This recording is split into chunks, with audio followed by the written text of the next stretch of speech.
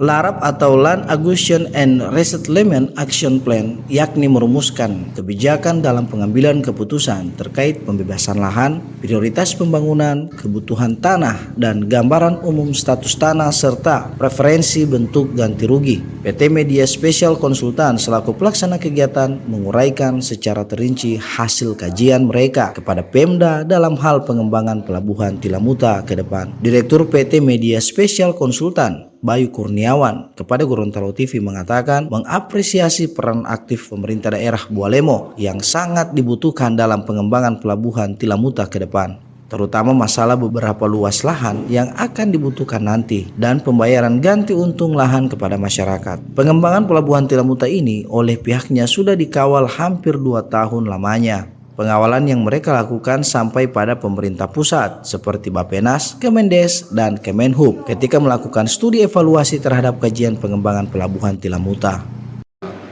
Kami dari tim PT Media Spasial Konsultan ini, saya bertindak selaku direktur utama dari PT Media Spasial Konsultan ini, sangat mendukung peran aktif dari pemerintah daerah dalam hal ini, bahwa kami telah mengawal kegiatan ini selama 2 tahun lamanya. Yang pertama kami masuk pada tahapan feasibility study, dan yang kedua kami dipersiapkan lagi untuk menggarap studi LARAP yang sudah disampaikan oleh Tim Ahli saya tadi.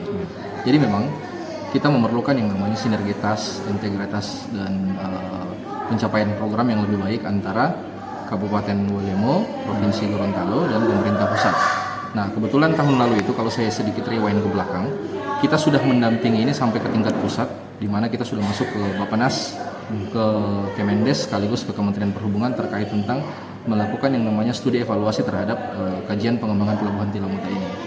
Sempat ada keraguan dari pemerintah pusat terhadap pengembangan pelabuhan Tilamuta ini, di mana kegiatan ini akan masuk pada program nasional yang setelah ditindaklanjuti kemarin Pelabuhan Anggrek yang baru disukseskan oleh pemerintah pusat. Namun kali ini kita sudah masuk lagi dengan isu strategis yang baru, itu pengembangan pelabuhan Tilamuta.